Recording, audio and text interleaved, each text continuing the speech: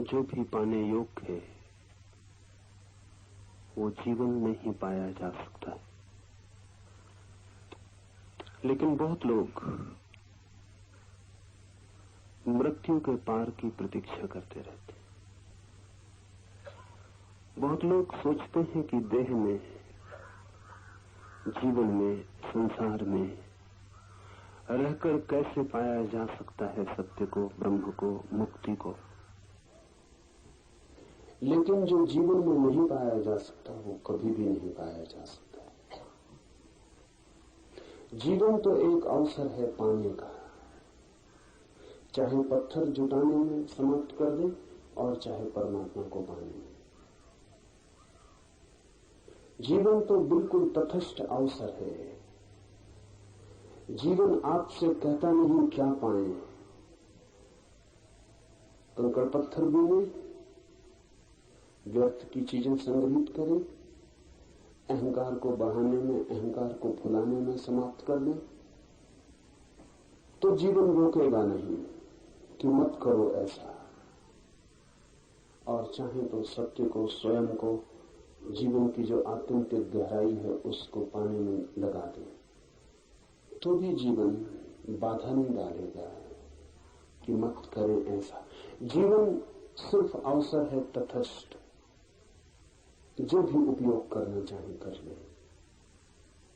लेकिन बहुत लोगों ने अपने को धोखा देने का इंसान कर रखा है। वो सोचते हैं जीवन तो है संसार के लिए, ऐसे विभाजन उन्होंने बना लिए। जीवन तो है भोग के लिए, तो फिर मृत्यु ही बच जाती है योग के लिए। लेकिन मृत्यु अवसर नहीं है, इसे थोड़ा ठीक से समझ लें। मृत्यु है अवसर की समाप्ति। मृत्यु का अर्थ क्या होता है? मृत्यु का अर्थ है कि अब कोई अवसर ना बचा। जीवन है अवसर, मृत्यु है अवसर की समाप्ति। इसलिए मृत्यु से तो कुछ भी पाया नहीं जा सकता। पाने के लिए अवसर चाहिए। हमने बांट रखा है। हम कहते हैं जीवन है भोग के लिए, फिर जब जीवन रिक्त हो जाएगा तब योग। हमने ऐसी कहानियां कर रखी है कि मरते आदमी को कान में, जबकि उसे सुनाई भी नहीं पड़ेगा, क्योंकि जिंदों को सुनाई नहीं पड़ता, तो मुर्दों को कैसे सुनाई पड़ता होगा। मरते हुए आदमी के कान में गायत्री पढ़ दो, कि प्रभु का नाम ले दो, कि राम राम की रटन लगा दो। जो जिंदगी भर में सुन पाया गायत्री, सुनी तो भी नहीं सुन पाया, सुनी तो भी समझ नहीं पाया, वो मरते वक्त जबकि इंद्रियां जवाब दे रही होंगी, आंखें देखेंगी नहीं, कान सुनेंगे नहीं, हाथ छुएंगे नहीं, जबकि प्राण लीन हो रहे होंगे बीज में, तब वो गायत्री सुन पाएगा। वो तो नहीं सुन पाएगा। लेकिन फिर लोग क्यों सुनाए चले जा रहे हैं? इसमें भी राज है। वो मरता हुआ आदमी कुछ नहीं सुन पाता, लेकिन जो जिंदा सुना रहे हैं उनको यह आश्वासन बना रहता है कि मरते वक्त कोई हमें भी सुना देगा और काम हो जाएगा। उन्होंने कहानियां कर रखी, इन बेईमानों ने कहानियां कर रखी। वो कहते हैं एक आदमी मर रहा था, उसके बेटे का नाम नारायण था, उसने जोर से पुकारा नारायण। वो नारायण जो ऊपर से धोखे में आ गए। वो अपने बेटे को अपनी तरकीबें बताने जा रहा था कि ब्लैक मार्केट कैसे करना, दूसरा खाता कैसे रखना, वो ये समझाने के लिए बुला रहा था। वो स्वर्ग पहुंच गया, बैकुंठ। वो खुद भी चौंका कि यहां कैसे आ गए, लेकिन नारायण का नाम जो ले लिया था। ऐसे सस्ते काम नहीं चलेगा। और जो नारायण ऐसे धोखे में आता हो, समझना वो भी धोखे का ही नारायण हो। जीवन में धोखे नहीं चलते। अपने मन को समझाने की बात और। मृत्यु है अवसर की समाप्ति। इस अर्थ को ठीक से समझ लें। मृत्यु कोई अवसर नहीं है और जिसमें आप कुछ कर पाएंगे। मृत्यु है सब अवसर का नष्ट हो जाना। आप कुछ भी ना कर पाएंगे। करने का कोई उपाय ही मृत्यु में नहीं। करने का अर्थ है जीवन। इसलिए जो भी करना हो वो जीवन में ही कर लेने का है। ये सूत्र कुछ बहुमूल्य शब्दों का प्रयोग करता है। जिसको जीवित अवस्था में ही कैवल्य की प्राप्ति हो गई है, वह देह रहित होने पर भी ब्रह्म रूप रहेगा। जिसने जीवन में ही जान लिया है अपने स्वरूप को, वही केवल जब देह गिरेगी तो ब्रह्म रूप रहेगा। क्योंकि जिसने जीवन भर जाना हो कि मैं देह हूं, मरते वक्त मूर्छित हो जाएगा, पूरी मूर्छा में आ जाएगा। मृत्यु बहुत कम लोगों की जागते हुए होती है। मृत्यु होती है सोते हुए, मरते हुए, मूर्छित, बेहोश।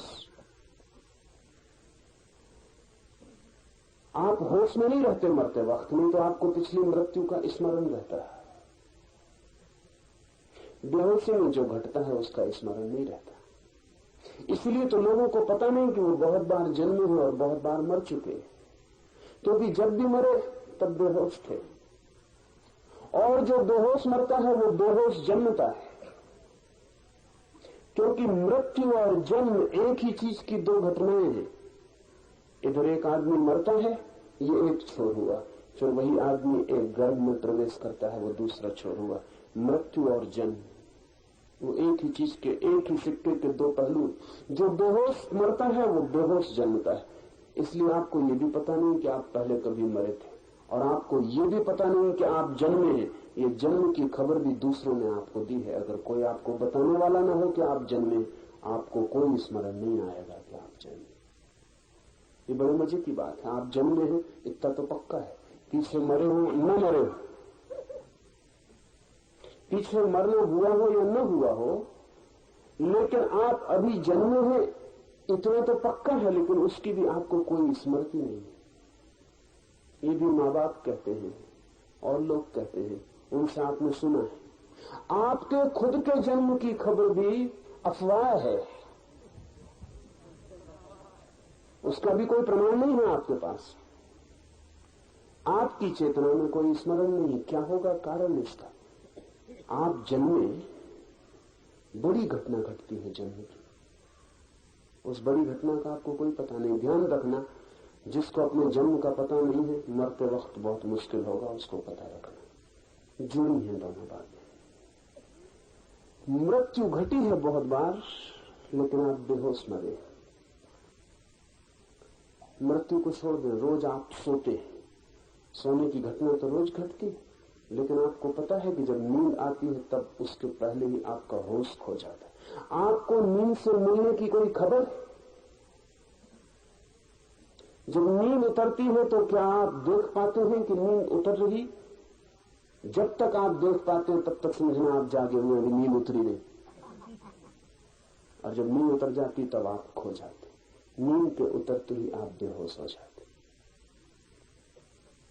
जब नींद तक में होश नहीं संभलता तो मौत में कैसे होश संभलेगा? मौत तो बड़ी प्रगाढ़ निद्रा है, गहनतम निद्रा है, उसमें होश संभालना मुश्किल है। आप बेहोश मरेंगे। उस बेहोशी में कौन गायत्री पढ़ रहा है, कौन राम राम जप रहा है, आपको कुछ भी पता नहीं चलेगा। और बेहोशी जरूरी है। सिर्फ वही लोग इस बेहोशी से मुक्त होते हैं जो देह भाव से मुक्त हो जाते। क्यों? एक सर्जन आपके पेट का ऑपरेशन कर रहा हो तो आपको बेहोश करना पड़ेगा, क्योंकि इतनी पीड़ा होगी। उस पीड़ा को आप सह न पाएंगे, न सह पाएंगे, चीखेंगे, चिल्लाएंगे, ऑपरेशन मुश्किल हो जाएगा। इतनी पीड़ा होगी कि आप विक्षिप्त हो सकते हैं, फिर कभी मस्तिष्क दोबारा ठीक ना हो। इसलिए सर्जन एनेस्थेसिया देता है, पहले आपको बेहोश कर देता है, फिर काट पीट कर देता है। आपका ही शरीर कटता है, लेकिन तब आपको पता नहीं होता। जब पता ही नहीं होता तो पीड़ा नहीं होती। समझ लें इस बात को, पता होने से पीड़ा होती है, पीड़ा होने से पीड़ा नहीं होती। पीड़ा तो हो रही है, सर्जन काट रहा है, लेकिन आपको पता नहीं चल रहा, बस काट पीट के अलग कर देगा, आपको पता नहीं चलेगा। होश जब आएगा तभी पीड़ा का पता चलेगा, और जब पता चलेगा तभी पीड़ा मालूम होगी कि हो रही है। अगर बेहोशी में आपके कोई अंग अंग काट डाले, बिल्कुल टुकड़े टुकड़े कर दे, तो भी आपको पता नहीं चलेगा। सर्जन छोटा सा ऑपरेशन करता है, मृत्यु तो बहुत बड़ा ऑपरेशन। मृत्यु से बड़ा कोई ऑपरेशन नहीं। सर्जन तो एक आध अंग काटता है, मृत्यु तो आपके पूरे शरीर को आपसे काट के अलग करती है, तो आपको होश में रखा नहीं जा सकता।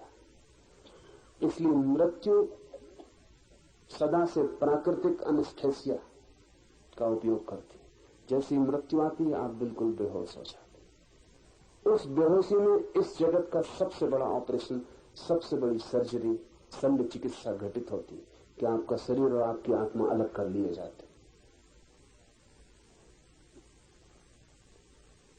लेकिन वो आदमी होश में मर सकता है, प्रकृति उसको छूट देती है होश में मरने की। जो आदमी ये जान लेता है कि मैं देह नहीं। क्यों? क्योंकि तब देह कटती है तो भी वो नहीं जानता कि मैं कटता हूं, वो दूर खड़ा देखता रहता है।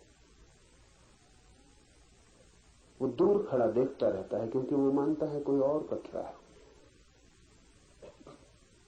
मैं नहीं कट रहा हूं, मैं देख रहा हूं, मैं सिर्फ साक्षी हूं।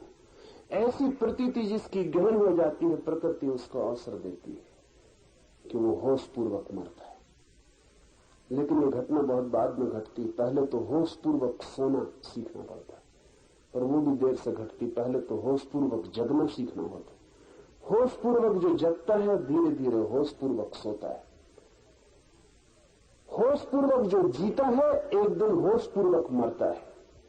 जो होश पूर्वक मरता है उन्हें जानना, फिर एक दिन ये घड़ा भी टूटता है और भीतर का आकाश विराट आकाश में लीन होता है। जो होश पूर्वक मरता है वो बड़े अद्भुत अनुभव से गुजरता है। मृत्यु उसके लिए शत्रु नहीं मालूम होती, मृत्यु मालूम होती है मित्र। मृत्यु मालूम होती है एक बड़ा सम्मिलन परमात्मा से, विराट से। जो होश पूर्वक मरता है वो होश पूर्वक जन्मता भी। जो होश पूर्वक जन्मता है उसका जीवन दूसरा ही हो जाता है, क्योंकि फिर वो वही नहीं दोहराता जो उसने बार बार पहले दोहराया है। वो सब मूढ़ता हो जाती, व्यर्थ हो जाता है, उसका जीवन नया हो जाता है, उसका जीवन नए आयाम में प्रवेश करता है और साक्षी उसका निरंतर बना रहता है। जो जन्म के वक्त भी साक्षी था, जो मृत्यु के समय भी साक्षी था, फिर उसका पूरा जीवन साक्षी हो जाता है। तो एक मृत्यु में ही आप होशपूर्वक मर सकते हैं और एक जन्म आपका होशपूर्वक हो सकता है। उसके बाद फिर जन्म और मृत्यु की प्रक्रिया समाप्त हो जाती है। उसके बाद आप शरीरों के जगत से तिरोहित हो जाते हैं। ये जो तिरोहित होना है, इसके लिए हमने एक बहुत कीमती शब्द भारत में खोज रखा है। वो शब्द है कैवल्य। बड़ा अद्भुत शब्द है। कैवल्य का अर्थ है मैं अकेला हूं, मैं ही हूं और कुछ भी नहीं, केवल मैं, केवल चैतन्य, केवल आत्मा और कुछ भी नहीं, केवल दृष्टा, केवल साक्षी और कुछ भी नहीं, और सब खेल है और सब स्वप्न है। सत्य केवल एक साक्षी चेतना है। जो देख रहा है वही सत्य है, जो दिखाई पड़ रहा है वो सत्य नहीं है। केवल इस अनुभव का नाम है। इसे हम थोड़ा समझें। आप बच्चे थे, फिर आप जवान हो गए, फिर आप बूढ़े हो गए, बचपन चला गया, जवानी आ गई, जवानी चली गई, बुढ़ापा आ गया। तब तो आप एक बदलाहट हैं। बचपन रुकता नहीं, जवानी रुकती नहीं, बुढ़ापा रुकता नहीं, सब चीजें बदल जाती हैं। पर कोई आपके भीतर ऐसा भी तत्व है जो नहीं बदलता। दुखी थे, फिर सुखी हो गए, सुखी थे फिर दुखी हो गए, शांत थे अशांत हो गए, अशांत थे शांत हो गए, सब बदल जाता है। धनी थे दरिद्र हो गए, दरिद्र थे धनी हो गए, सब बदल जाता है। लेकिन क्या कोई एक तत्व आपके भीतर ऐसा भी है जो नहीं बदलता? अगर ऐसा कोई तत्व नहीं है तो आप हैं ही नहीं। आपके होने का क्या मतलब है? फिर आपके बचपन, आपकी जवानी, आपके बुढ़ापे को कौन जोड़ेगा सूत्र की तरह? जैसे माला के मन के पिरोए होते हैं एक धागे में, तो ही माला है। अगर धागा न हो भीतर पिरोने वाला, मन के ही मन के हो, तो माला तो होगी नहीं, बिखर जाएंगे मन के। आपका बचपन टंगा है एक मनके की तरह, आपकी जवानी टंगी है एक मनके की तरह, आपका बुढ़ापा टंगा है एक मनके की तरह। धागा कहां है जिस पे ये मनके टंगे? और एक कंटिन्यूटी, एक सातत्य। वो सातत्य कहां है?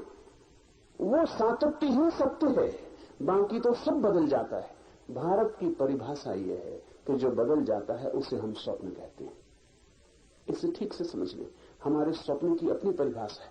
जो बदल जाता है उसे हम स्वप्न कहते हैं, और जो कभी नहीं बदलता उसे हम सत्य कहते हैं।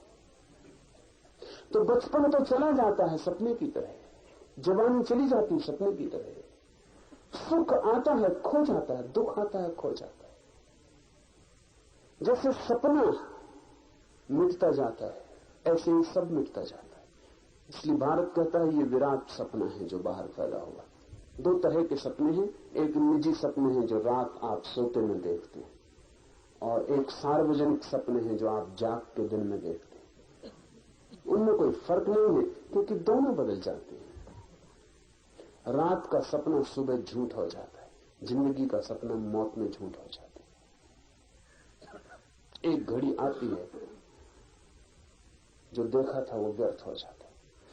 तब सत्य है कुछ या नहीं, लेकिन स्वप्न के होने के लिए भी सत्य का आधार चाहिए। परिवर्तन के लिए भी कोई आधार चाहिए जो बदलता ना हो, नहीं तो परिवर्तन भी असंभव है। वो आधार कहां है हमारे भीतर? ऋषि का सूत्र कहता है साक्षी भाव आधार है। बचपन को देखा आपने, बचपन बदल गया, लेकिन देखने वाला जो आपके भीतर है वो नहीं बदलता। फिर जवानी आई, जवानी देखी आपने, फिर जवानी भी चली गई, लेकिन जिसने देखी वो नहीं बदलता। उसी ने बचपन देखा, उसी ने जवानी देखी, उसी ने बुढ़ापा देखा, उसी ने जन्म देखा, उसी ने मृत्यु देखी, उसी ने सुख, उसी ने दुख, उसी ने सफलता, उसी ने असफलता। सब बदलता जाता है, सिर्फ एक जो देखता रहता है, सबका अनुभव करता रहता है, वो भर नहीं बदलता। उस सूत्र को ही हम आत्मा कहते हैं, वही सत्य है।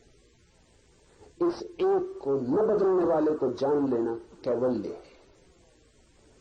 जिस दिन कोई व्यक्ति इन सपनों से अपने को हटाकर, इस धागे मनकों से हटाकर इस धागे के साथ अपने को जान लेता है कि मैं ये धागा हूं, ये सतत चैतन्य, ये सतत साक्षी भाव, यही मैं हूं, बस ये चैतन्य ही मैं हूं, ऐसी प्रतीति जब सघन अनुभव बन जाती है, विचार नहीं अनुभव, शब्द नहीं प्रतीति, ऐसा जब भासने लगता है तो उसे हम कहते हैं वो व्यक्ति कैवल्य को उपलब्ध हो गया। उसने उस एक को जान लिया जो जानने योग्य है, उसने उस एक को पा लिया जो पाने योग्य है, और उस एक को पाकर वो सब पा लेता है, और हम उस एक को खोकर सब खो देते हैं। सपनों को पकड़ते हैं, पकड़ भी नहीं पाते कि सपने खो जाते हैं, मुट्ठी खाली रह जाती। रात देखा कि संध्यात हो गए, सुबह उठ के पाते हैं कि मुट्ठी खाली है। जिंदगी में देखा ये हो गए वो हो गए, मरते वक्त पता चलता है मुट्ठी खाली। पकड़ा था जिन्हें, मुट्ठी बांधी थी जिनके ऊपर, वे ऐसे ही खो गए जैसे कोई हवा को मुट्ठी में बांधे, मुट्ठी बंध जाती है, हवा खो जाती। सब सपना सिद्ध होता है। ध्यान रखें, सपने से हमारा मतलब ही इतना है कि जहां जहां परिवर्तन है, जहां जहां बदलाहट है, वहां वहां सत्य नहीं है। जो सदा अपरिवर्तित एक रूप है, वो क्या है? इस जगत में खोजते रहे, कहीं भी वो एक रूप रहने वाला सत्य नहीं मिलेगा। अपने में खोजेंगे तभी दृष्टा भाव में मिलेगी वो सूत्रबद्धता, वो सातत्य जो एक है। इसे कहा कैवल्य। तो उस एक को जान लेना देह रहने पर ही, तो फिर देह के गिरते ही ब्रह्मरूप अनुभव होता है। हे निर्दोष, इसलिए समाधिनिष्ठ होकर विकल्पों से शून्य बन।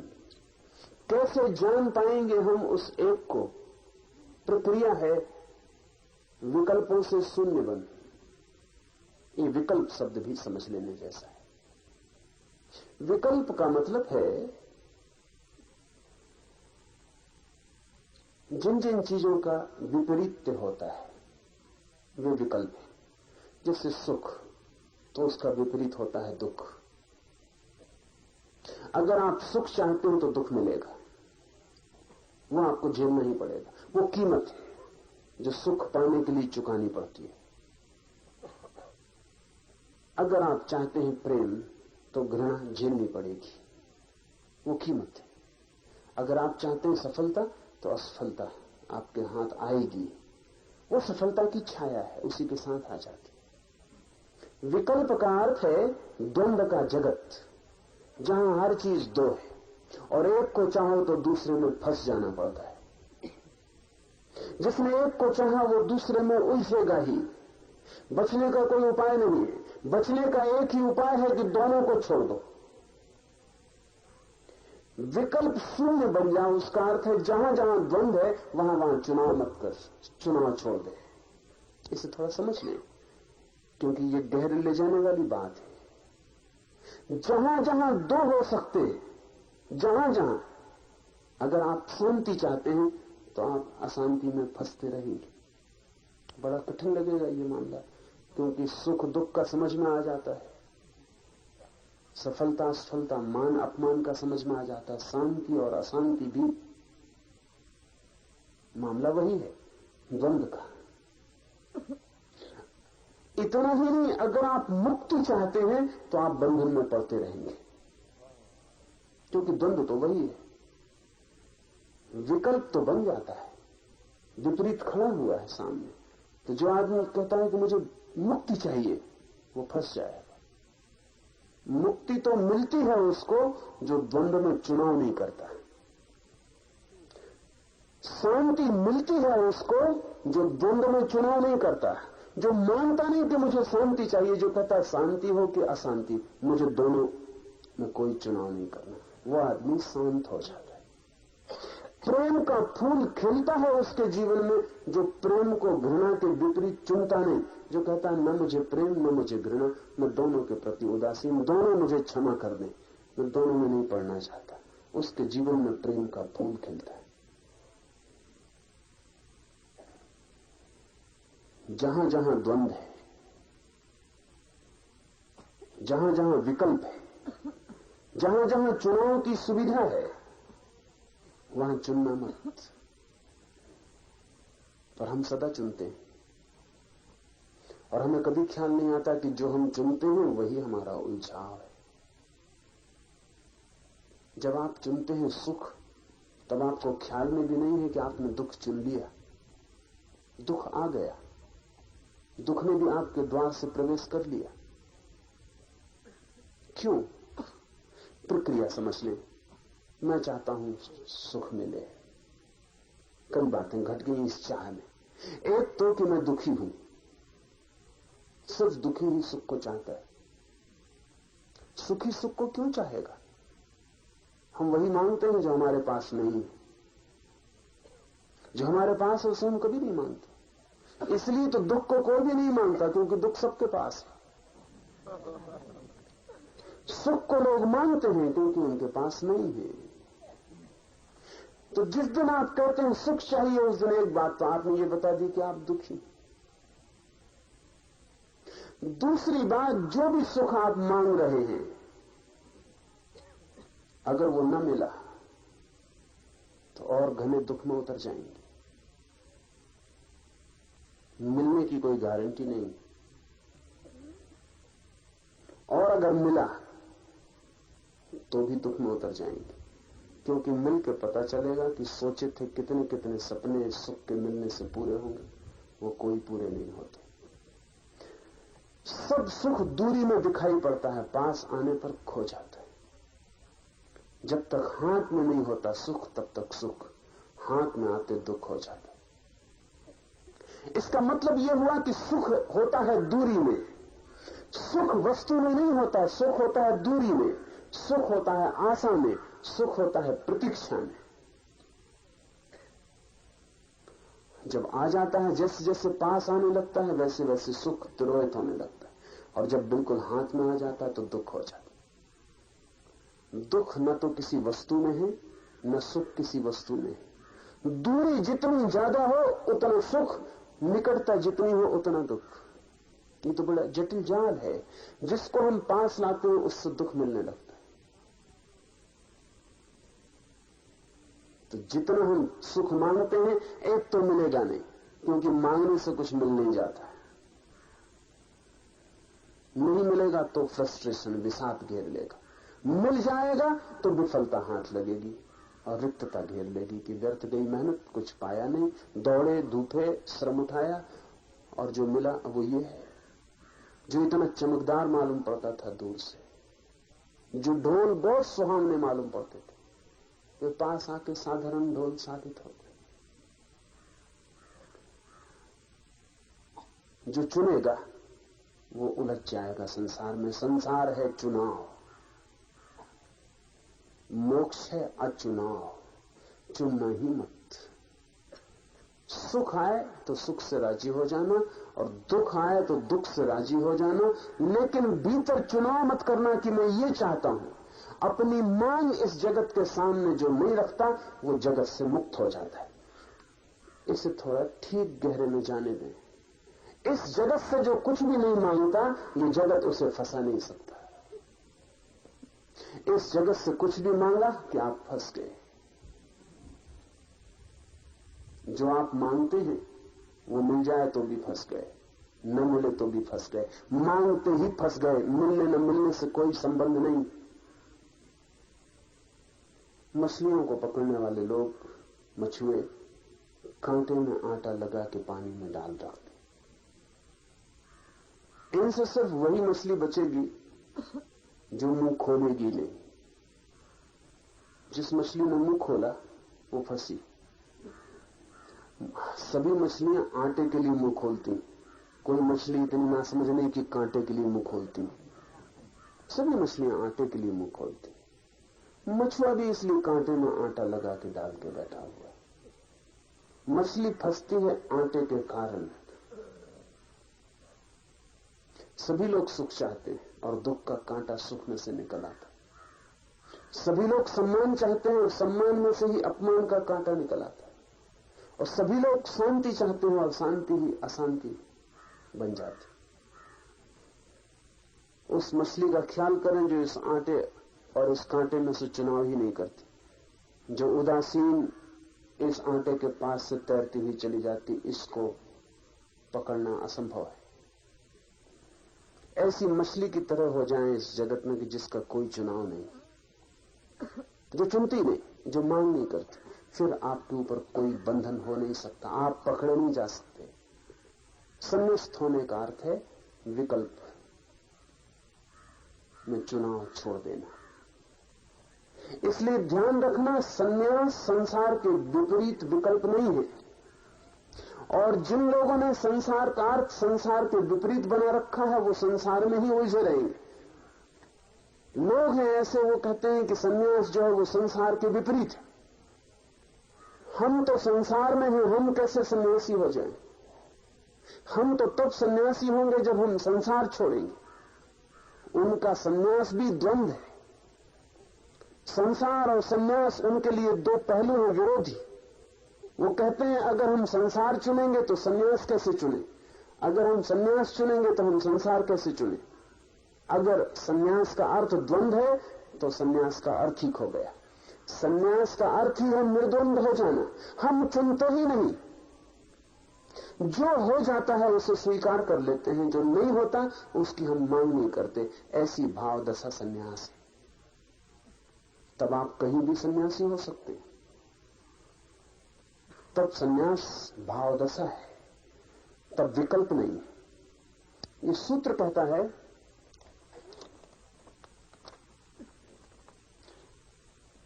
इसलिए हे निर्दोष, समाधि निष्ठ होकर विकल्पों से शून्य बन। समाधि आती ही तब है जब कोई विकल्पों से शून्य होता है। जिस समय निर्विकल्प समाधि द्वारा आत्मा का दर्शन होता है, उसी समय हृदय की अज्ञान रूप गांठ का पूर्ण नाश हो जाता है। दो तरह की समाधियां कही हैं। एक समाधि है सविकल्प समाधि, वो नाम मात्र को समाधि। सविकल्प समाधि का अर्थ है कि किसी व्यक्ति ने शांत होना चुन लिया। इसे समझ लें। अक्सर लोग पहले तो यही चुनते हैं, संसार से बहुत पीड़ित हो जाते हैं तो अशांत हो जाते हैं, बेचैन हो जाते हैं, तो जो सोचते हैं ध्यान से शांति मिल जाए। अशांति के विपरीत शांति को चुनते हैं तो ध्यान से शांति मिलनी शुरू होती, लेकिन उस शांति की भी गहरे में अशांति का पहलू छिपा रहता है। वो विकल्प मौजूद रहेगा, क्योंकि आपने शांति को चुना ही अशांति के विपरीत है। जिसके विपरीत आपने चुना है उससे आप छूट नहीं सकते, वो मौजूद रहेगा। इतना हो सकता है कि जो आपने चुना है वो पहलू ऊपर आ जाए और जो आपने नहीं चुना है वो नीचे चला जाए, बाकी वो मिट नहीं सकता। चुनाव कभी भी द्वंद्व के बाहर नहीं ले जा सकता, द्वंद्व रहेगा। तो जो आप चुनते हैं वो चुनाव के कारण ही विपरीत मौजूद बना रहता है। तो आप शांत भी हो सकते हैं, लेकिन शांत होना आपका ऊपर ऊपर होगा।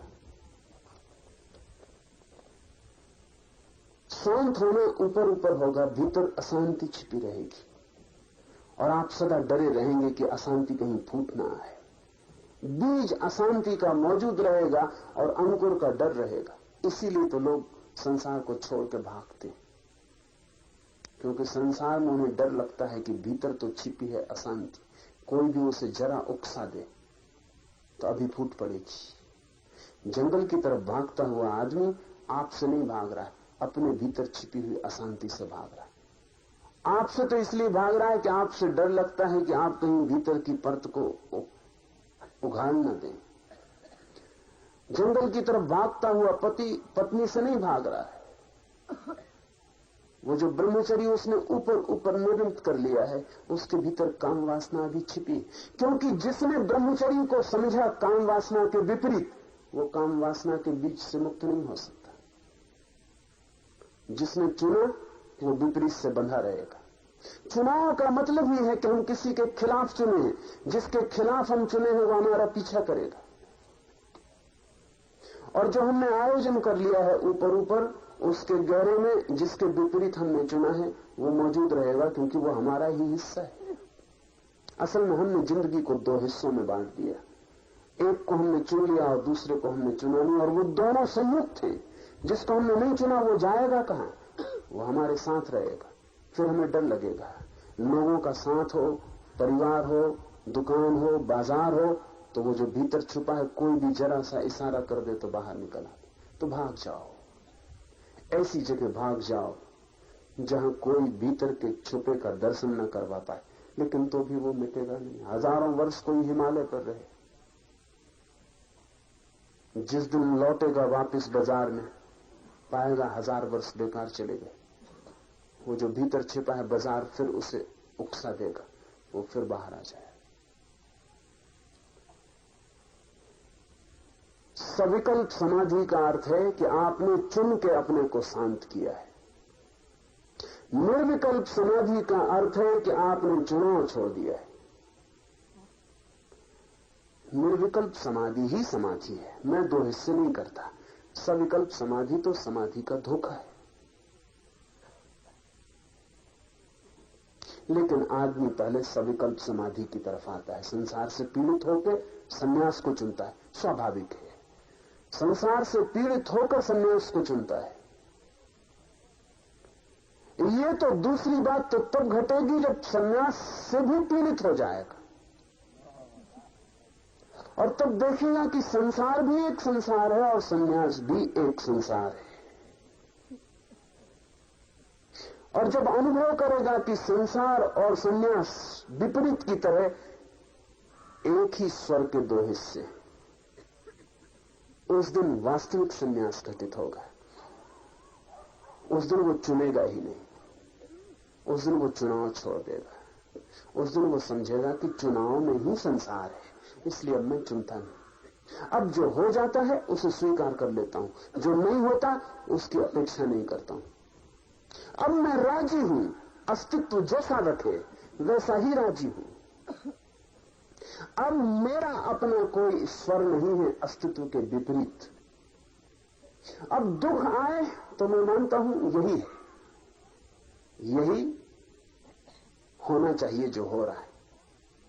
सुख आए तो मैं मानता हूं यही है जो होना चाहिए वही हो रहा है। अब मैं अपने को अलग रख के नहीं कहता कि ऐसा होना चाहिए। अब मेरी कोई अपेक्षा, कोई मांग, कोई दावा नहीं। मैंने दावा छोड़ दिया। जिस दिन कोई दावा छोड़ देता है उस दिन निर्विकल्प समाधि घटित होती। उस दिन फिर आपको इस जगत में कोई बंधन नहीं रह जाता।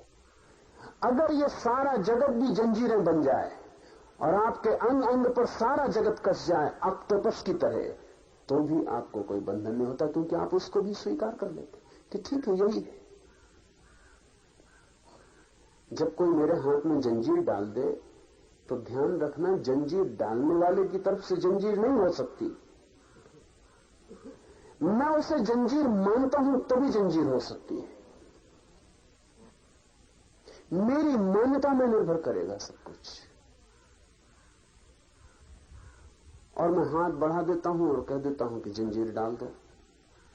बड़ा मजा हुआ। रामकृष्ण के जीवन में बड़ी प्यारी घटना है। रामकृष्ण बचपन से ही ईश्वर की तरफ दौड़े हुए चित्त के व्यक्ति थे।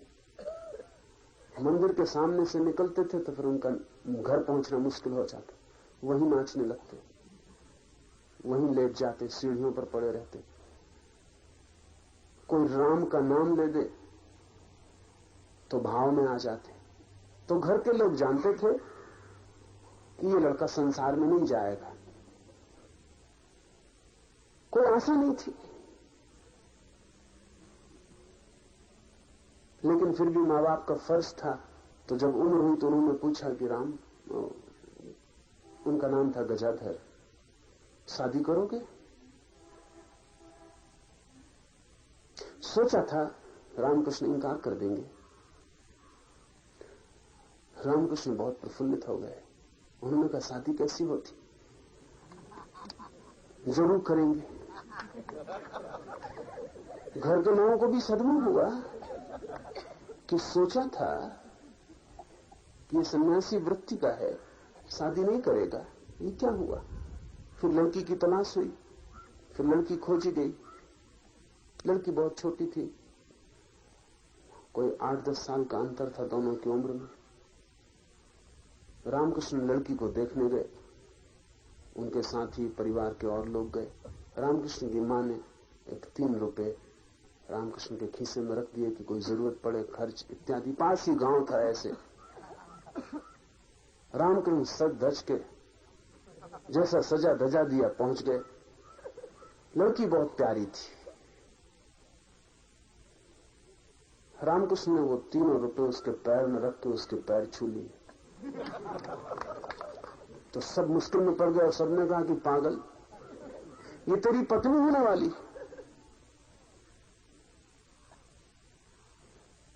और तूने पैर छू लिए और ये 3 रुपए किस लिए चढ़ा दिए? तो रामकृष्ण ने कहा मेरी मां जैसी प्यारी लगती, क्योंकि रामकृष्ण एक ही प्रेम जानते थे, वो मां जैसा प्रेम, बहुत प्यारी लगती है मां जैसी। इसको मैं मां ही कहूंगा, पत्नी भी हो तो हर्ज क्या। फिर शादी भी हो गई, लेकिन रामकृष्ण शारदा को मां ही कहते रहे, उसके पैर ही छूते रहे। और जब काली की पूजा का दिन आता तो वो काली की पूजा ना करके शारदा को बिठा लेते सिंहासन पर और उसकी पूजा कर लेते। वो कहते जब जिंदा मां है तो फिर मूर्ति की क्या जरूरत। पत्नी बंधन न रही, उसे बंधन की तरह देखा ही नहीं। हाथ बढ़ा दिया, जंजीर ले ली। आपके भाव दशा में निर्भर करता है। दुख दुख है क्योंकि आप दुख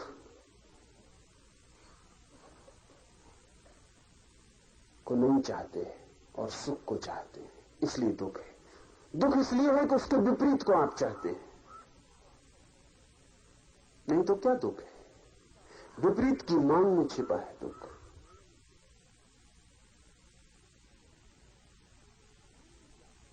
अशांति क्या है? क्योंकि आप शांति को चाहते हैं, इसलिए अशांति है।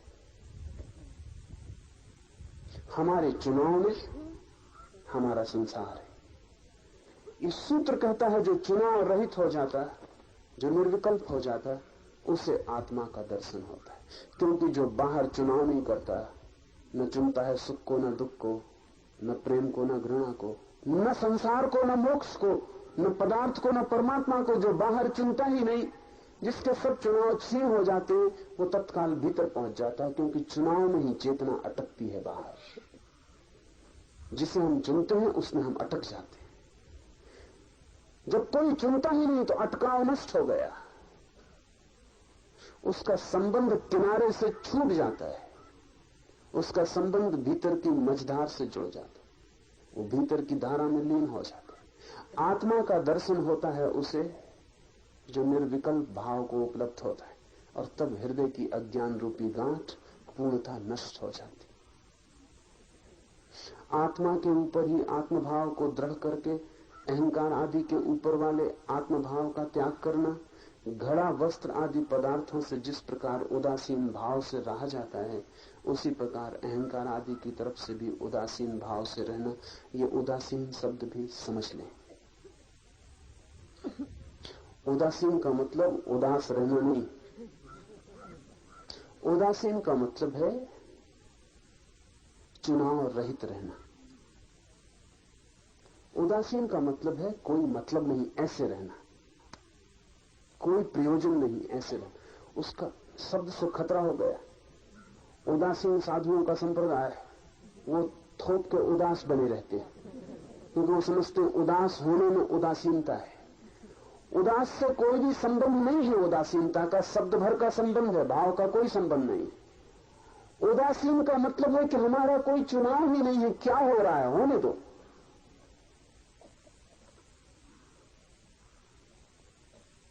उदासी नहीं, उदासीनता, इनडिफरेंस,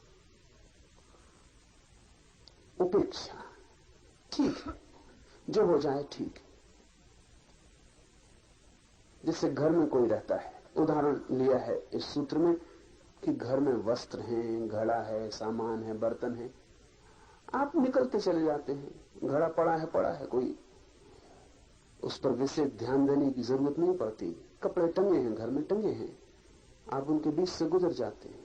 ऐसे ही अपने भीतर अहंकार टंगा है, दुख टंगे हैं, सुख टंगे हैं, पीड़ाएं पड़ी हैं, चिंताएं पड़ी हैं, सुख की स्मृतियां हैं और दुख के संस्मरण हैं, वो सब पड़े हैं। सामान है भीतर का, घड़ा, वस्त्र इत्यादि। इनके बीच से ऐसे गुजर जाना कि सब ठीक है, जो है ठीक है, इस पर कोई ध्यान न देना, इसमें कुछ चुनाव न करना, इसमें किसी से आकर्षित और किसी से विकर्षित न होना। यह अर्थ है उदासीनता का। उदासीन आदमी अति प्रफुल्लित होता है, उदास नहीं। लेकिन ध्यान रखना, प्रफुल्लित का मतलब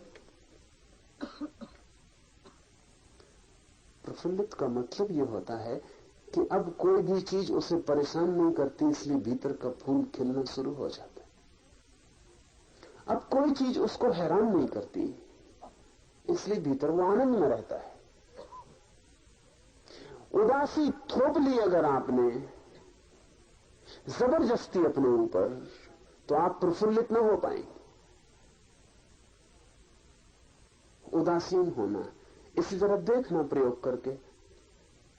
रास्ते से गुजर रहे हैं, प्रयोग करके देखना कि 5 मिनट बिल्कुल उदासीन होकर गुजरूं रास्ते से, तब कौन सा मकान सुंदर है, कौन सा नहीं है, बराबर है।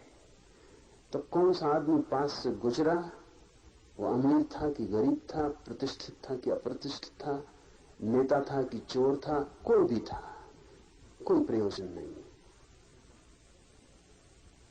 तब कोई सुंदर स्त्री गुजरी, कोई सुंदर पुरुष गुजरा, कोई सुंदर कपड़े दिखाई पड़े, कोई प्रयोजन नहीं। 5 मिनट रास्ते से ऐसे गुजरना जैसे रास्ता खाली है और जंगल से गुजर रहे हैं, वहां कुछ है ही नहीं।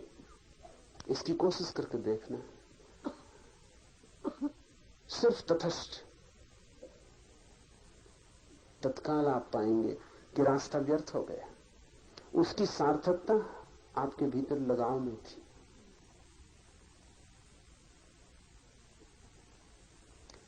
विद्यासागर ने एक संस्मरण लिखा है। लिखा है कि एक दिन सांझ घूमने गया था और एक मुसलमान सज्जन भी सामने चले जा रहे थे, वो भी रोज टहलते थे। अचानक एक नौकर भागा हुआ आया और विद्यासागर बिल्कुल पीछे ही थे। उस नौकर ने आके कहा, मीर साहब, उन मुसलमान मित्र से, आपके घर में आग लग गई, जल्दी चले। मीर साहब ने कहा कि चलता हूं, लेकिन वो वैसे ही चलते रहे, वही छड़ी, वही पैर की चाल, कोई फर्क ना पड़ा। विद्यासागर की चाल तक में फर्क पड़ गया ये सुन के कि मीर साहब के घर में आग लग गई। उनकी सांस जोर से चलने लगी और उनके पैर तेजी से चलने लगे, लेकिन देखा कि मीर साहब उसी चाल से चल रहे हैं। नौकर घबराया, उसने कहा, आपने सुना नहीं, घर में आग लग गई। मीर साहब ने कहा, सुन लिया। वैसे ही चलते रहे। तो विद्यासागर ने आगे बढ़ के कहा कि आप क्या कर रहे हैं? नौकर क्या कह रहा है समझे आप? घर में आग लग गई। मीर साहब ने कहा, वो तो ठीक है, लेकिन अब मैं कर भी क्या सकता हूं, घर में आग लग गई, मैं अपनी चाल और क्यों खराब करूं? और एक मौका मिला मुझे, घर में आग लग के भी अगर मैं वैसे ही चल सकता हूं जैसे तब चलता था जब घर में आग नहीं लगी थी, तो उदासीनता का एक मजा आ जाए। कुछ लगी घर में आग, ठीक है, मैं वैसे ही चल रहा हूं जैसे तब चल रहा था जब घर में आग नहीं लगी थी। इस चाल में जो जरा सा भी मैं फर्क करूं तो वो फर्क मेरी चेतना में फर्क हो जाता। ठीक है, वो वैसे ही चलते रहे। विद्यासागर ने लिखा है कि मैं और उनका नौकर भाग के पहुंचे कि इनको अपनी चाल संभालने दो। हम बेचैन हो गए, घर बुझाया, आग बुझाने में लगे, रात भर नींद न आई। तो विद्यासागर ने लिखा है कि उस दिन जो देखा मैंने रूप मीर का, मैं समझ गया कि रात वो शांति से सोए होंगे। क्या फर्क पड़ा होगा? जिस आदमी की चाल में फर्क नहीं पड़ा, उसकी नींद में क्या खाक फर्क पड़ने वाला है? उदासीनता का अर्थ है एक तटस्थ वृत्ति, जो हो रहा है ठीक है, स्वीकार है, एक तथाता, उसमें कहीं कोई चुनाव नहीं। घर में आग लग गई, इससे बेचैनी नहीं होती है, समझ लें। घर में आग नहीं लगनी चाहिए थी, ये हमारी जो अपेक्षा है उससे बेचैनी होती। मेरा घर नहीं जलना चाहिए था, ये छिपी अपेक्षा है, पता भी ना हो, अचेतन में छिपी है, मेरा घर नहीं जलना चाहिए था।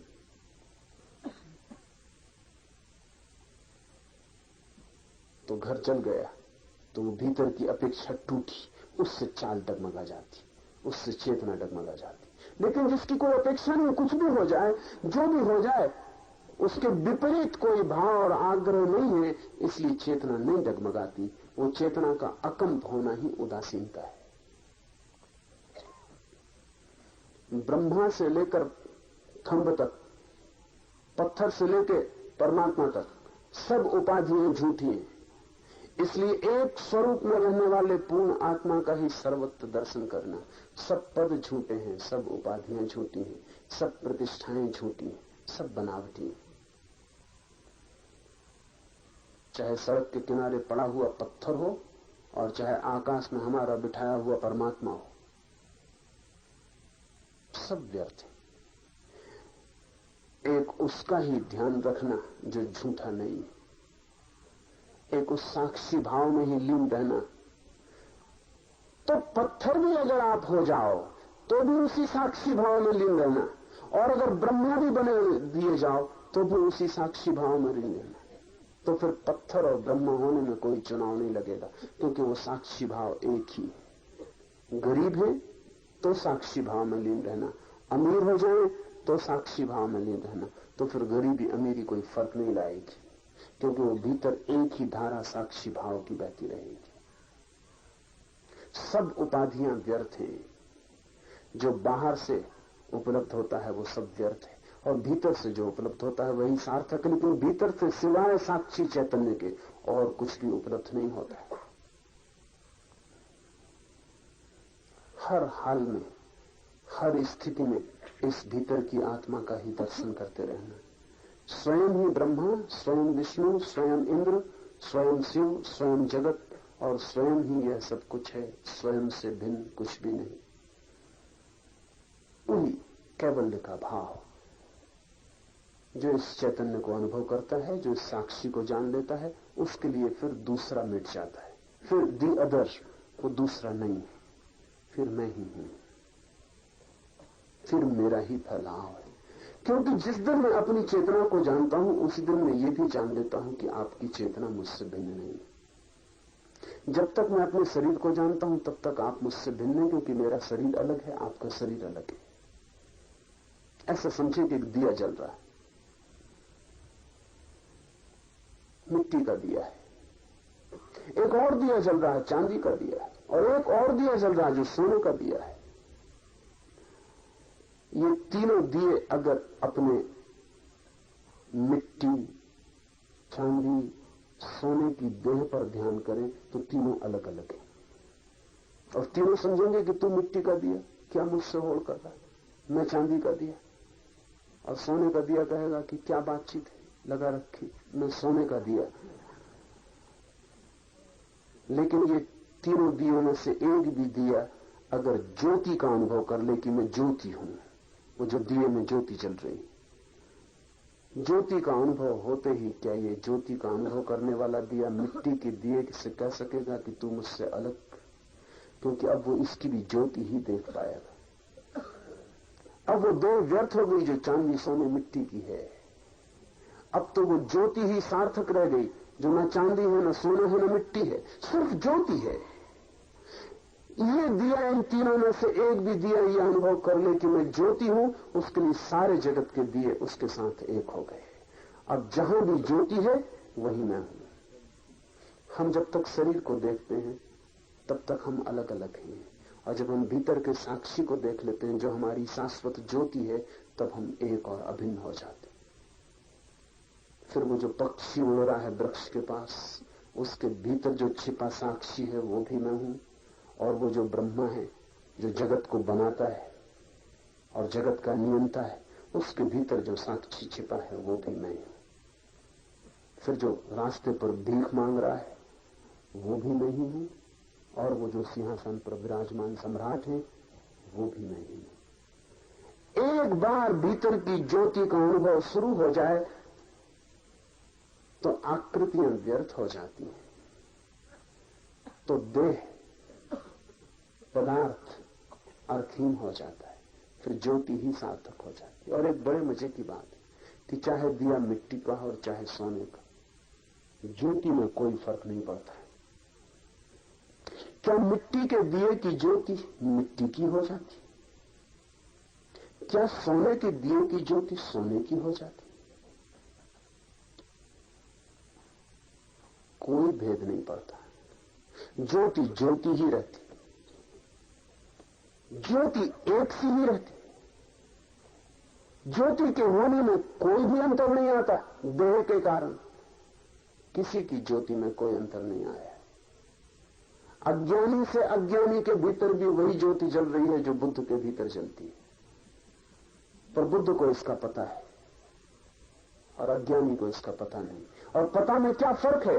बुद्ध ने दिए का ऊपरी रूप की फिक्र छोड़ दी और भीतरी ज्योति का पता लगा लिया, और अज्ञानी अभी ऊपरी रूप मिट्टी सोने चांदी की देह से घिरा है और ज्योति की खोज नहीं कर पाया, लेकिन ज्योति मौजूद है। मैं ही हूं सब में फैला हुआ, ऐसी प्रतीति का नाम अध्यात्म। दो तीन जरूरी सूचनाएं। पहले दिन मैंने आपसे कहा प्रसन्न रहें, प्रफुल्लित रहें, आनंदित रहें, हंसते रहें, जितना हंस सके, अकारण भी तो हंसते रहें। लेकिन एक बात मैंने जान के छोड़ दी थी, जान के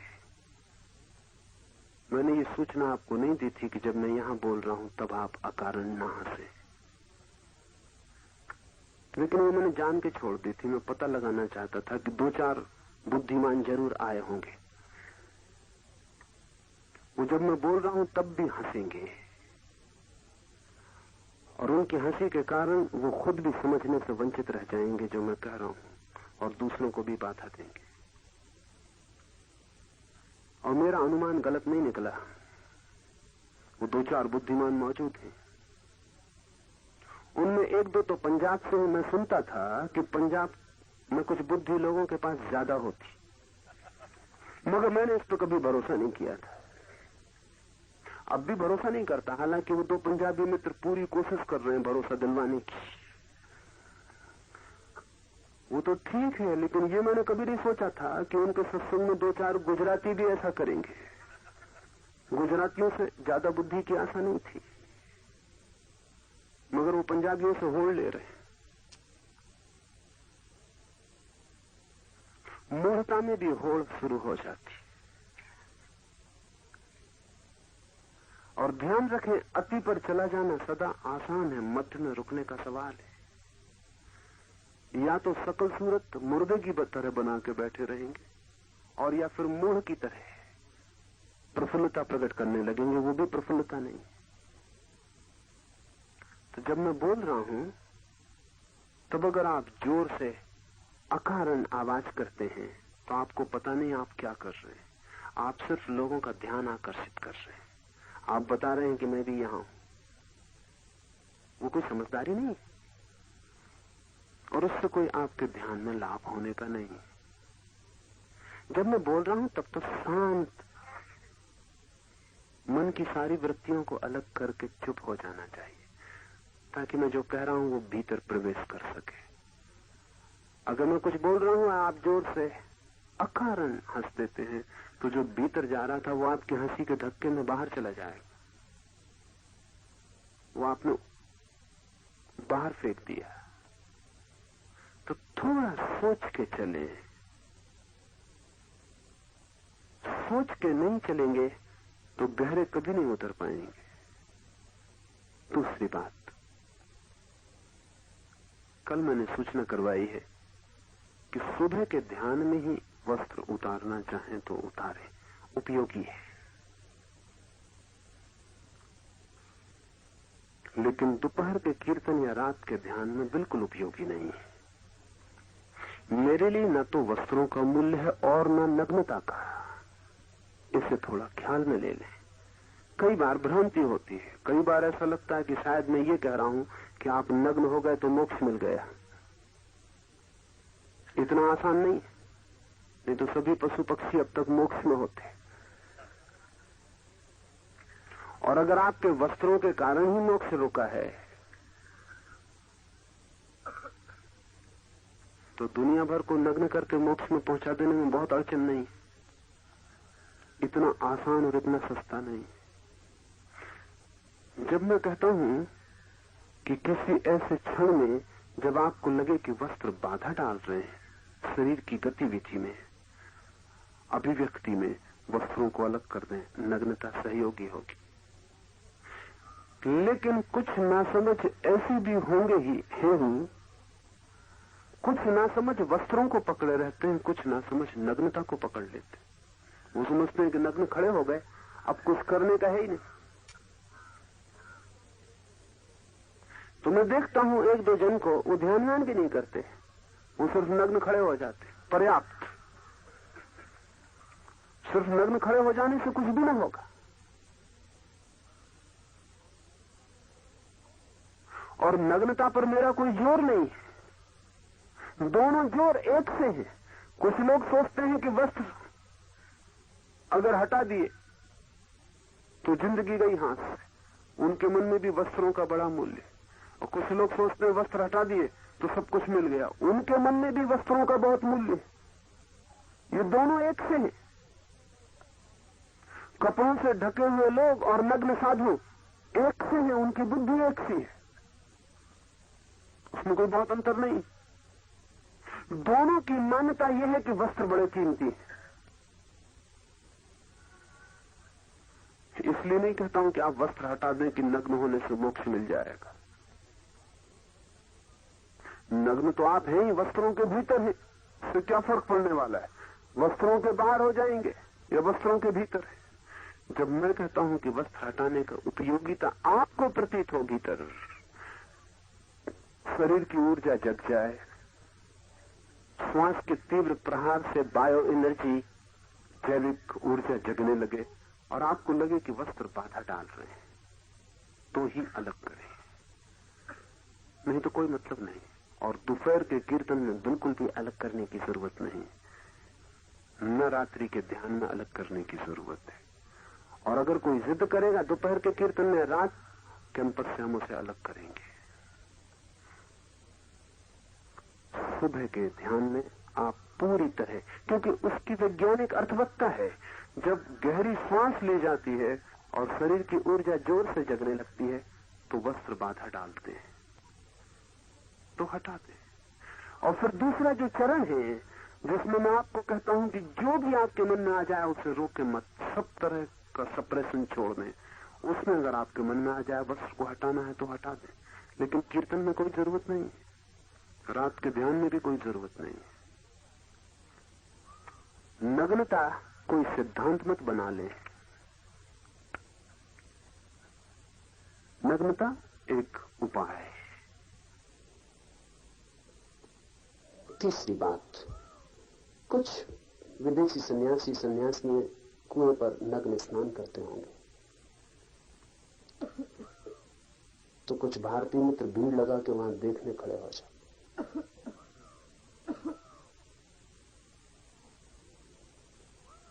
ऐसी नासमझी ना करिए। नहाना हो तो नग्न होकर आप भी नहा लें, लेकिन कोई दूसरा नग्न होकर नहा रहा, उसे देखने आप जाते हैं तो आप अपने मन की न मालूम कितनी दबी हुई रुग्ण वृत्तियों की खबर देते। दो तरह के पागल, एक ऐसे पागल हैं जो दूसरों को नग्न देखना चाहते हैं, और ऐसे भी पागल हैं जो खुद को नग्न होकर दूसरों को बताना चाहते हैं। मनोविज्ञान में इन सब पागलों के अलग अलग रोगों के नाम। पश्चिम में ऐसे बहुत से लोगों पर मुकदमा चलता है अदालतों में, जो अचानक अपने को नग्न करके किसी को दिखा देते हैं। उनको एग्जीबिशनिस्ट कहते हैं, प्रदर्शनकारी। यहां भी ऐसे एक आध दो मित्र आ गए हैं जिनका कुल मजा इतना मालूम पड़ता है कि उनके शरीर का दर्शन दूसरों को हो जाए। और ये अक्सर ऐसे लोग होते हैं जिनका शरीर दर्शन के योग्य होता भी नहीं। दर्शन के योग्य हो तो कोई ना कोई उनके शरीर का दर्शन करने खुद ही पहुंच जाएगा। दर्शन के योग्य नहीं होता, भीड़ भड़क के में खड़े हो जाते हैं कि कोई देखने तो उनको पहुंचता नहीं, ऐसे कोई देख ले। इस तरह की बीमारियों का कोई प्रयोजन नहीं है यहाँ। और कुछ लोग होते हैं कि दूसरे को नग्न देखने में लगे रहते हैं, ये भी रोकन है, ये भी रोकन है। किसी से आपका लगाव है, किसी से आपका प्रेम है, और इतनी आत्मीय निकटता है, तो वस्त्र अपने आप गिर जाते हैं और व्यक्ति एक दूसरे को नग्न अनुभव नहीं करते। उस प्रेम में वे निकट अनुभव करते हैं, वस्त्रों की बाधा भी हट जाती। लेकिन जिससे आपका कोई लगाव नहीं है, उसको जाके नग्न देखना घृणित है, क्षुद्र है, और आपके भीतर छिपे हुए रोग की खबर देता है। मैं रास्ते में आ रहा था तो मेरे साथ इंग्लैंड की एक सन्यासिनी है, विवेक वो थी। बीच में जगह गाड़ी खड़ी हुई नाके पर 4-5 गधे गाड़ी के पास आके खड़े हो गए। तो मैंने विवेक को पूछा कि इंग्लैंड में तेरे इतने बड़े गधे होते हैं कि इनसे भी बड़े गधे होते हैं? तो उसने कहा स्लाइटली बिगर, थोड़े बड़े होते। मैंने उसको कुछ कहा नहीं क्योंकि मैं तो मजाक ही कर रहा था। लेकिन फिर कल मुझे खबर दी कि यहाँ कुएं के आसपास भीड़ लगा के लोग खड़े होते, तो आज मैं उससे कहने वाला हूं कि तू गलती में, भारत का मुकाबला करना मुश्किल है, गधे तो यही बड़े होते।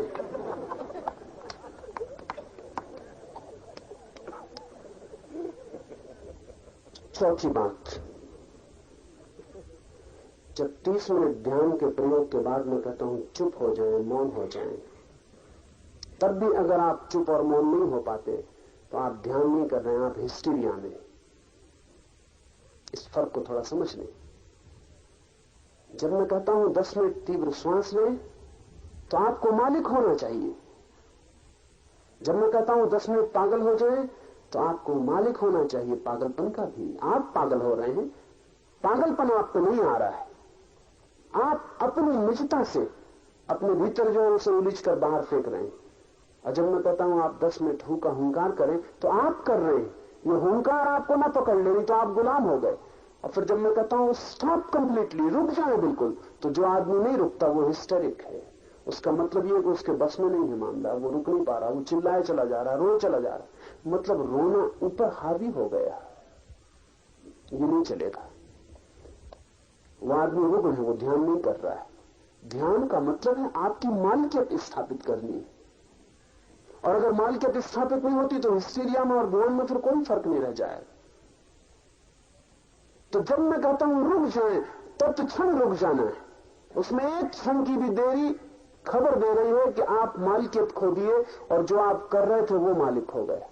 चिल्ला रहे थे तो चिल्लाने ने आपको पकड़ लिया, अब आप छोड़ नहीं पा रहे। अगर चिल्लाना आपको पकड़ लिया, आप न छोड़ पाए, तो फिर आप शांति में प्रवेश न कर सकेंगे। मालिकियत शांति में ले जाती। तो 2-4 लोग हैं कि मैं कहता रहता हूं चुप हो जाए, वो चुप ही नहीं होते। वो सोचते हैं कि ध्यान इतना लग गया है कि अब चुप कैसे हो, ध्यान नहीं लगा है। और आज अगर ऐसा किया तो निकाल हम उन्हें बाहर करेंगे, क्योंकि उनके इलाज की जरूरत है, उनको ध्यान की जरूरत नहीं। और जब 30 मिनट के बाद आप सोचते हैं कि अब खांसी आ रही, फला हो रहा, इस भूल में मत पड़े। खांसी इन्फेक्शियस बीमारी। एक आदमी खांस देता है, 10-5 मूड उसका अनुगमन करते हैं। उसकी खांसी भला वास्तविक रही हो, ये 10-5 अनुगमन करते हैं, क्योंकि कल रात आपने देखा खांसी भी रुक गई। वो कैसे रुकी? जब मैंने कहा खांसी भी नहीं, तो वो कैसे रुकी? वो झूठी थी। खांसी भी नहीं चलने देंगे। और जरा प्रयोग करके देखें, 10 मिनट में प्राण नहीं निकल जाएंगे। आपको पता नहीं कि मन कितनी तरकीबें करता है। मन कहता बड़ी खांसी आ रही, खांस लो, वो उसने दिल में डाल दिया। आप खांस लिए, आप सोचे क्या करें, खांसी तो मजबूरी थी। ये मजबूरी नहीं थी। आप ख्याल करते हैं कि मैं 2 घंटे बोलता हूं तब आपको एक दफा खांसी नहीं आती, और जब 10 मिनट आपको चुप रहने को कहता हूं तो एकदम खांसी आने लगती। अगर खांसी ही आनी चाहिए तो उसी अनुपात में चलनी चाहिए पूरे वक्त, वो नहीं चलती। सिनेमा में बैठे 3 घंटे खांसी नहीं आएगी। क्या हो क्या जाता है? मंदिर में गए एकदम खांसी शुरू। ये मंदिर में कोई खांसी के कीटाणु बैठे हुए? खांसी सिनेमा गृह में चले समझ में आ सकता है, क्योंकि वहां कीटाणु है काफी। मंदिर में चलती है जहां बिल्कुल सब स्वच्छ सफाई है। कारण मानसिक है। ये खांसी शारीरिक नहीं है जो आपको आती है, ये मानसिक है। इसको रोके, बिल्कुल रोके। 10 मिनट में क्या होगा? ज्यादा से ज्यादा प्राण ही निकल जाएंगे ना। किसी के निकलते कभी शुरू नहीं गए कि 10 मिनट खांसी रोक ली तो उनके प्राण निकल गए। 10 मिनट खांसने से भला निकल गए हो, खांसी रोकने से कभी नहीं निकले। कृपा करें, बिल्कुल रोक दें, बिल्कुल मुर्दा हो जाएं। जब मैं कहता हूं स्टॉप, रुकें, तो रुक जाएं, बिल्कुल जड़ हो जाएंगे, तो काम व्यर्थ हो जाता। वो शक्ति जगती है, उसको भीतर काम करने का मौका नहीं मिल पाता। खांसी वांसी में निकाल के अपने घर वापस लौट गए, फिर मेरे पास आके कहते हैं कि कुछ हुआ नहीं। खांसो, इतना भी क्या कुछ कम हो रहा है? मेरे पास आते हैं कि ध्यान नहीं हुआ, और मैं जानता हूं कि वो खांस रहे थे पूरे वक्त, ध्यान भी क्या करे। थोड़ा मालकियत स्थापित करिए। जब मैं कहता हूं चुप, तो यहां ऐसा सन्नाटा हो जाना चाहिए कि यहां कोई भी नहीं, मिट गए, तो ही परिणाम होगा।